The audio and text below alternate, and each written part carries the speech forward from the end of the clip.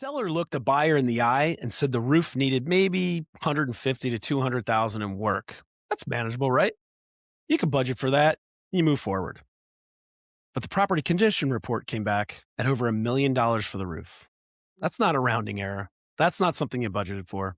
That's a deal breaker you walk into blind, unless you know about the one due diligence move that most first-time investors skip entirely. I'm Joe Downs. This is the Self-Storage Investing Podcast, and today we're breaking down the report that saved us and our students over $200,000 this year alone.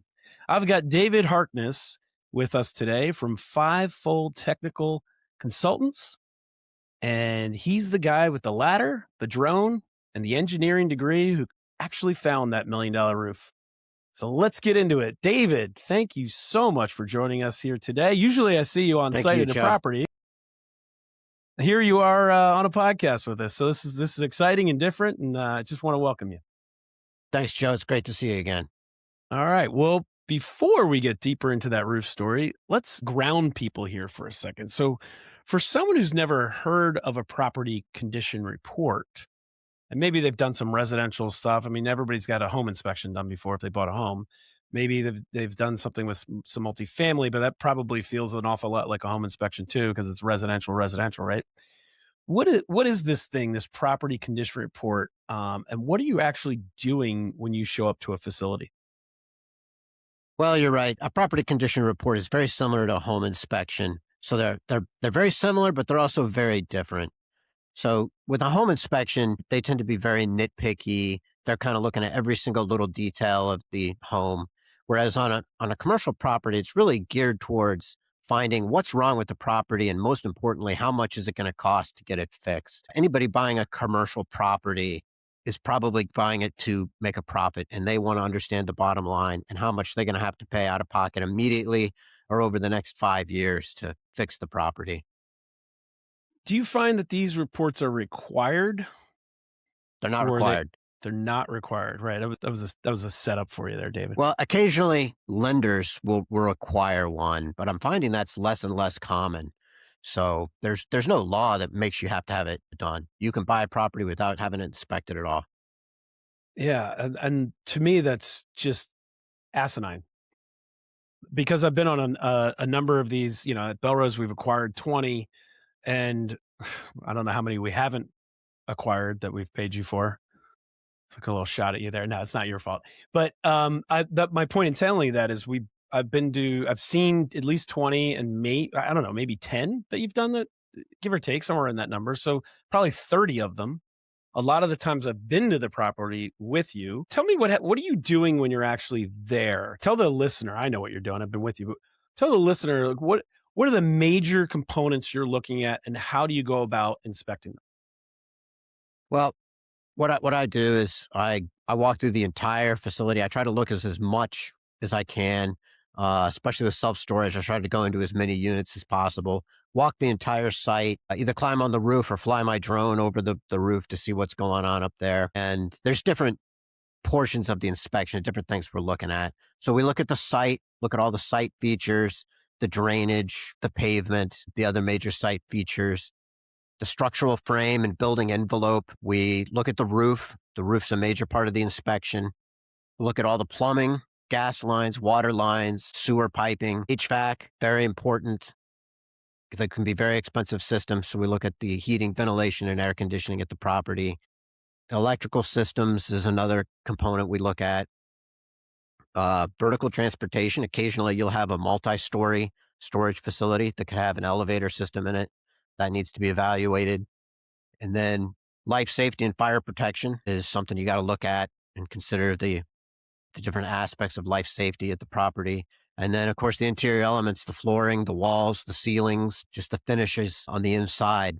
And then another thing we look at is compliance with ADA, the Americans with Disabilities Act, which is a minor concern with self-storage, but it could be a larger concern depending on how the property is designed. Yeah, so a drive up, non-climate control, you're probably not dealing with ADA, I'm guessing, but maybe a multi-story building with elevators and bathrooms, you probably are. Is that fair? Well, If the office is open to the public, it needs to be accessible. So Good point. So even a drive up, if you have an office accessible but to the public, it's got to be ADA compliant, is what you're so saying. if the property was built before ADA, this is a common problem. They have, a slightly elevated building with a nice set of stairs leading up to the front door. And if it's expected that a customer arrives, parks, and then walks in to meet the property manager in the office, or they have anything for sale in the office, which sometimes they would have some storage supplies, Supplies, moving yeah. supplies up there, and you don't have a ramp, an ADA compliant ramp, you're in violation of ADA. Interesting. I don't want to get too bogged down on the ADA component because, frankly, it's not something that comes up too much. I think you actually acknowledged that already. But I'm more interested, or I want you to share with the listener more about what. So you expect all these things from, you mentioned roof and structure and drainage and HVAC and electrical and paving. If there is paving, could be or gravel, right? And what then do you do with that information? I'm your customer. What do I get? Obviously, I'm getting a report. This whole show is about you and a property condition report. But what is the report outlining for me? What are my takeaways from this? Because I'm using this not only for due diligence, but also for managing this thing going forward, and trying to understand what my capital expenditures, my maintenance costs and my CapEx costs are going to be going forward if I do close on the transaction. So what am I getting from this report? That's a great question. So there's really three major things I think you get out of the property condition report. The first one is just informational. What am I actually buying? What all am I getting? Sometimes people have specific questions about piping sizes, electrical sizing, how much extra space is available on the property, but there's some standard things that we look at and put in the report that's just FYI. This is your information. This is what you're actually buying. And that's good to know information. And then the two most important things you get out of it are what's wrong with the property. So we're going to make a list of all the significant issues that we found on site. Is there a problem with the roof? Is there a drainage problem? Does the plumbing need to be torn out and completely redone? Are there just, a few minor issues that add up to a major issue? Does the office need to be renovated? I mean, there's just any number of problems that can be identified on site. And then the next thing is how much is it going to cost to fix all this? And Yeah, that's probably the most important thing people want to know. I sometimes agreed. feel like when people get my report, they never make it past the cost table, because that's one of the first things is they get to the cost table, which lists all the major issues and how much it's going to cost. And they may never even read past that because they're like, it's going to cost that much. Yeah, well, true, but like a home inspection report, is it fair to say, David, that so when I'm looking at this report, there are going to be immediate concerns. Obviously, every report's different. Every facility you inspect is different because every roof is a different age and all that. But whatever, last one you even went to, I would assume that you've done enough that there's always going to be a category of this needs to be addressed immediately. No different than a home inspection report. And then this is what it looks like you have left on this item. So in a home inspection, you might come back and tell me that's a 30-year roof, but it was installed 20 years ago. You probably still have 10 years left or 20 years, whatever it is. Your water heater, the average age is this, that's been here for this long. You have this many years left, but everything's working. However, this electrical over here is not going to pass inspection, or this over here needs to be replaced immediately, or this is immediate concern. Is that what I get back in this property condition report as well? Yes. So I typically lay out the cost table with two different aspects. There's the immediate problems, and these are usually obvious. Like there's a wall that's falling down. There's a major safety issue that needs to be addressed immediately. There's something that's just a complete fail. Like it's just an immediate need for repair. And that's all pretty obvious. The stuff that's less obvious and sometimes more controversial are what I would call the near term repairs / capital needs. The best example of that is the air conditioning systems. So you have a self-storage facility, maybe you have one building that's climate controlled, and we go on site and evaluate it. Everything's working fine. It's cooling, it's heating, it's doing everything it's supposed to do, but the system's really old. We're going to call that out and say, it's all working, but you need to be prepared to replace the entire system in the next 5 years because it's probably going to fail. It's old, it's worn out, and those systems are very expensive. As a business person that's buying this property as an investment, you need to have that as part of your plan that, okay, in approximately 3 years, we need to lay out $500,000 to replace the air conditioning system. Hello. I mean, that's my opening was about the $1 million roof. That's no joke either. I mean, is that something you're budgeting for? $500,000. I mean, I guess that's probably on an $8 to $10 million acquisition, right? That would be a very large facility. Very large. Okay. So let's rewind back to the facility. You said one building might be climate. So that sounds like a drive up scenario where you have one building that's interior climate control. Let's talk about that HVA system. What is that, like a 5 to 10? Is that similar to a home HVA system then in cost? Is that a $5 to $10,000 scenario in the next 3 to 5 years? Well, it could be. So But that's reasonable number. And the reason I'm asking that is because I want to get to what do these reports generally cost, and that's a wide range too, right? So if I'm asking you to come inspect a 200 to 300 unit facility that might be 4 or 5 buildings, I'll drive up, non-climate or whatever, one climate control, versus a 4-story 600 unit climate control, Class A facility. And I'm not, no one listening should assume that whatever David's about to say is the number, but what is the range, for an average range for that first scenario I painted, and then the average range for that kind of much higher end scenario? Well, that's a great question. So let me give you the two extremes. Mhm. So if there was a very small storage facility with maybe 10 units and it was just down the street from where I live, I would probably be willing to do that for $600, maybe $700. You're going to regret you throwing that number out there. But if I was to go to a huge storage facility, and the biggest one I've ever seen, I think had like 600 storage units in it, climate controlled, and it's really far away, that one might cost as much as 4,000. So depending on the size of the facility and how far away it is, and maybe a few other features of it will determine the cost of the inspection. Now, I do want to just jump in and say, those numbers sound big, and some people balk at paying that much for an inspection, but I can tell you that probably 90% of the time or more, we find repairs, deferred maintenance. We're going to get to that. Okay. Don't steal my thunder here from my Sorry. podcast. All right. Those numbers that you just threw out there, they did not include the phase one or a phase one, right? No, phase one will Okay. cost more on top of that. So if you layered a phase one into that, where do I adjust those numbers? A phase one is going to add anywhere from $2,000 to $3,000 onto the cost of the inspection. That makes me feel better because I thought you were just overcharging us for inspections. Because I want to say, and folks, phase one is your phase one environmental, and you're, again, not always required. If you're using a lender, it's definitely required.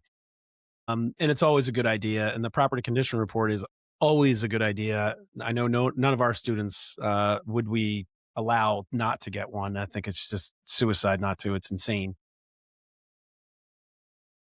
David, I want to say, of the 20 or pushing 30, whatever the real number is that we've had you inspect, I want to say we probably average $3 to $5 grand, 3,500 to 5,500, somewhere in there.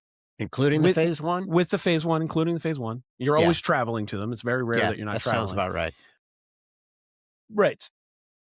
Folks listening, I'm going to just pick out a number. You said $4 grand for a high end, but I want to say with the phase one, that's probably what we average, 4,500, something like that. Is that fair? I got to be within range. Yep. Oh, you're right guys, there. That's a couple $1,000s, call it $4,000, $5,000 for a full engineering assessment on an asset you're spending hundreds of thousands or millions on. First of all, you should not be looking at that as an expense. You should be looking at that as an insurance policy. But what David was alluding to and trying to steal my show thunder here was how powerful that report is because you can use it to negotiate. That's exactly Especially right. that those year one can't close on this property, lender won't lend on it because we've now advised them that this is an issue over here and this is an issue over there. So let's go to the $1 million roof as an example. Okay. Not exactly the perfect segue from where we came from. However, it is in that had we taken the seller's word that the roof was $150,000 to $200,000 patch job, which is what this was actually a Belrose potential deal. Had we taken their word for it, which obviously we wouldn't, but had we, and we were certainly underwriting it as if it was only $150,000 to $200,000 patch job because they seemed like they knew what they were talking about. It seemed like they had some contractors out and had some quotes. And, you can't do everything all at once when you're trying to underwrite a deal and evaluate it and negotiate it. And so we took their word for it. And then we had David come up. It was, I believe it was up by Buffalo, not far from Buffalo, New York. We had David come out, did the inspection. I don't remember what you said to us there, although you were making funny faces at me, so maybe you were just holding back. Do you remember this property? Can you walk us through Yes, I what you remember that saw on property. site? Well, it's a It common was it was situation. 100,000 square feet. I Yeah, know it was a that. large facility. Yeah. It was a large facility. It was an older building. There was a lot of history to this building, and there was a lot of history to the roof. If I remember right, the the facility was actually multi-segmented where it had been built at different times.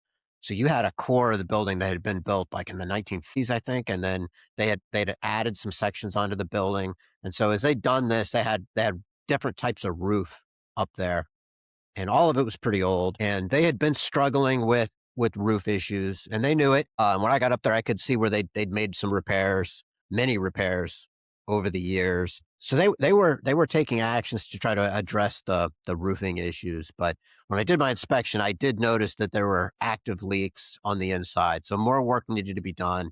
And I think they had acknowledged that they thought they needed to do some Mhm. more patching.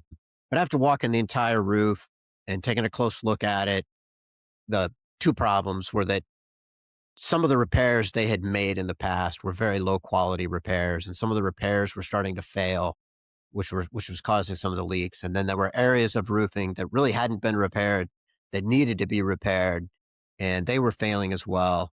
And the long story short is basically the whole roof needed to get redone. You needed to hire a good quality roofer that could get up there, strip off a lot of what was already up there and lay down an entire new roof and get a warranty on that and just put these issues to bed.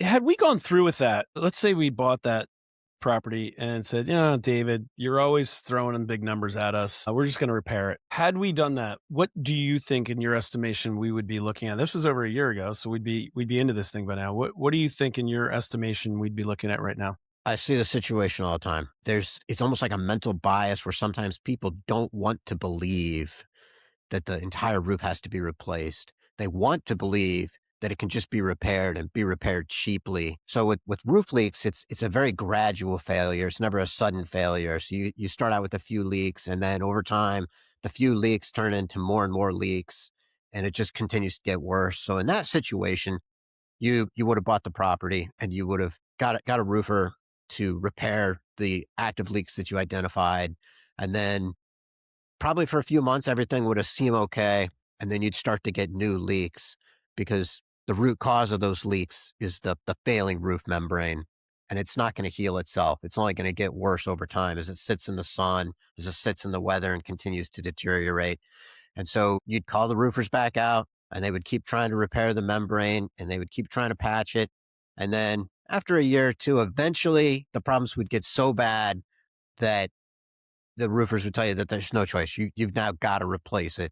And so now you're going to spend $1 million to completely redo the roof after you've spent tens of thousands of dollars I getting was just going patch to jobs say, and temporary repairs. we would probably be kicking ourselves and playing a patch game for as long as possible. But that patch game, if you do the math, e- e- even if it's even if it's 10 grand a year, which was probably more than that, but even if it was 10 grand a year at a 7 cap, You just cost yourself 150 grand in value, right? If you're constantly spending 10 grand a year. And if you double that, obviously 20 grand a year, it's 300 in value, right?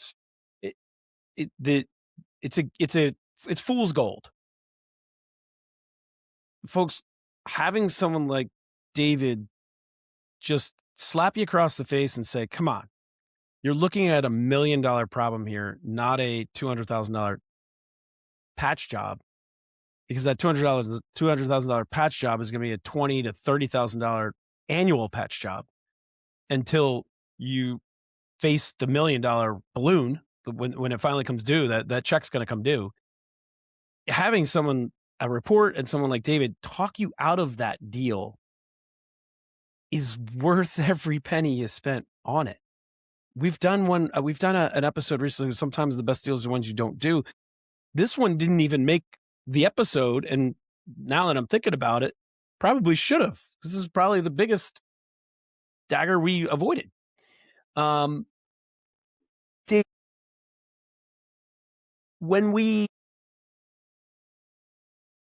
this is for the skeptical listener right now is, well, of course you brought up $1 million roof, repair as your example.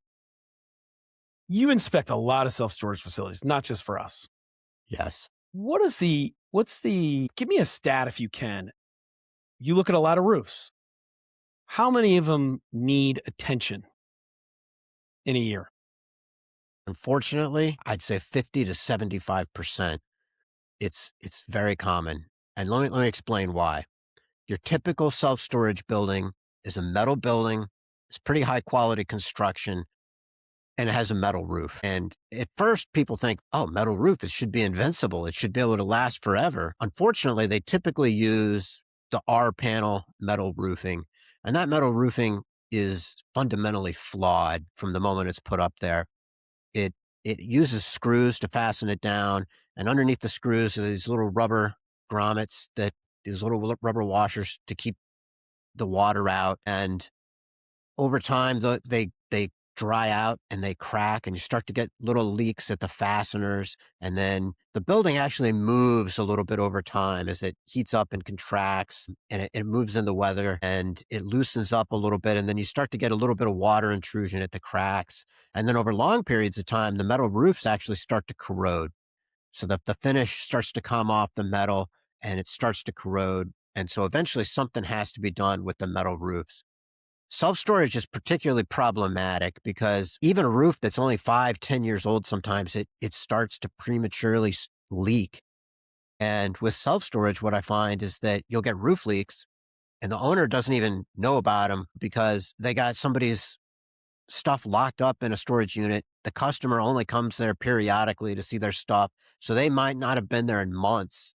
Yeah. And they don't even know the severity of the leaks. And it's doubly heinous because then you have a customer that finally comes to get their furniture or something out of storage, only to find that it's been being dripped on for 2 months, and now it's it's a double damaged. whammy. Yeah, It's it's a now double damaged whammy. their, $2,000 table, and they want compensation from the owner for the damage. And the owner finds out they have a roof leak that they got to Yep, and now repair. they got to spend money to fix this roof leak. How could for the listener, how could we break down? I was trying to think as you were saying, well, what does the average repair cost look like? The $1 million one, I agree, is an outlier. That was a 100,000 square foot building. It wasn't a metal roof; it was a different kind of roof, and the whole thing had to be replaced. But if we're just talking regular drive up storage, metal roof, because they're metal boxes, metal roofs. You're run of the mill 300 unit facility, might have 5 buildings, 6 buildings. The only good way to measure this is probably per square foot. Do you happen to know that number off the top of your head? Like let's say you inspect it and it's fine. You can't see any visible leaks. What should I be budgeting for the leaks that are definitely going to happen? Well, my favorite solution is to put an elastomeric roof coating on the roof. It's like a liquid rubber coating, almost like paint. It's very Mhm. similar to that Flex Seal stuff you see on Yep. TV all the time with the crazy guy that Mhm. rides on the boats. Um, it's very similar to that, and there's different qualities. There's a low quality coating and a high quality coating. The higher quality coatings usually come with a manufacturer's warranty.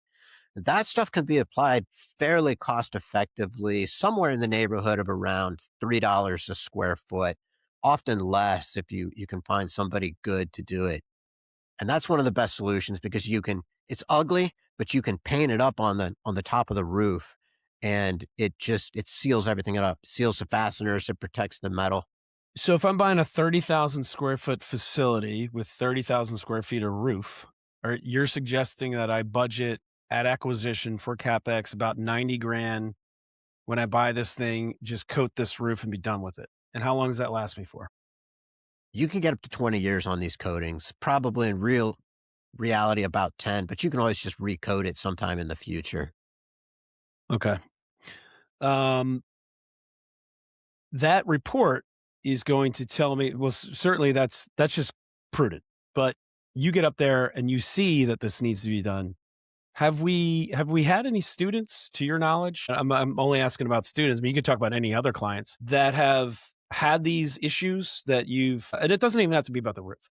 It could be because really the property condition report isn't just about a roof. It's about drainage, termites, obviously roofing issues, grading issues. What are some examples where either of your clients or of our students that you can think of? And I know a few if you want me to spur your or some examples for you, or put some examples in your head here. But what are some examples that you've come across recently where you saw, hey, this has to be fixed now.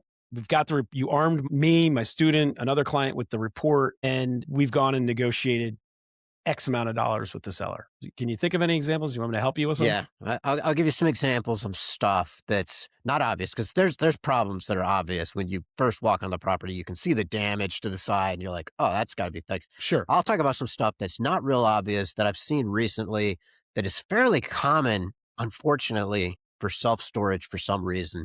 So the first one is site drainage.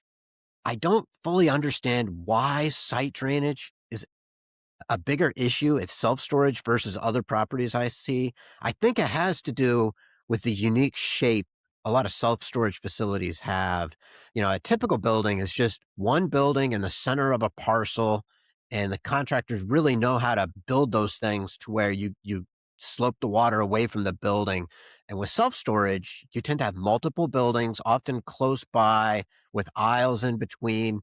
And so what happens is they have to design a plan for site drainage, and they often get it wrong. Site drainage is as much an art as it is a science, and it's Mm. very common. Unfortunately, it's something I look at very carefully when I get onto these self-storage properties because the problem keeps coming up over and over that they don't have good drainage, and then some of the storage units have flooding issues. Some of the watermarks inside the unit, watermarks and rusting up on the side of the storage units. And again, just like with the roof leaks, this is a big issue because you've got customers that have entrusted you with their property, and then they end up with 2 inches of water at the bottom of their unit, and it ruins their $2,000 furniture or whatever they've got stored in there. And then, of course, they're going to be very upset about it. And so you want to get ahead of those. And with site drainage, of course, you can go back and redo the site drainage. You can add more drainage. You can add channels. There's a lot of things you can do to get the water under control and positively remove the storm water away from the building. Yeah, and I want to say we had a student recently that renegotiated. It was Tony and Kevin. I think they renegotiated about $100,000 over site drainage, and I think you were direct Yes. reason for that. That that property was particularly bad. Part of it had to do with the unique site features. It was sort of on the side of a hill. It was right next to a hill, and so they had a lot of issues with just water from another property that would run off the side of a hill onto their property, which should have been anticipated by the designers, and they did put features in place to try to handle that, but I think they'd started to doing some construction work on the adjacent property, which then resulted in the stormwater flowing a little differently. And then I don't agree with some of the design choices they made. And the bottom line was is that it wasn't working right.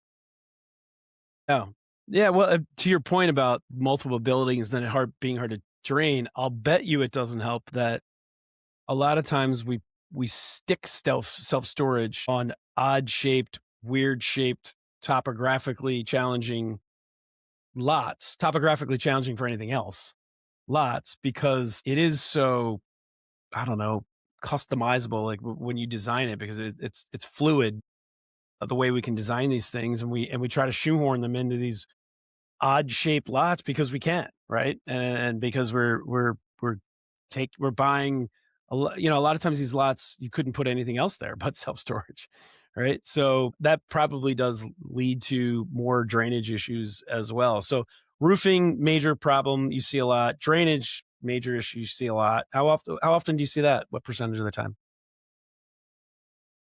25%, unfortunately. This is a big number. What It else? is. What else sticks out at you besides roofing and grading or drainage? Car damage. Self-storage facilities are unique in that they just absorb a lot of vehicle damage. I think the issue that drives that is just you have a lot of amateur truck drivers that Hmm.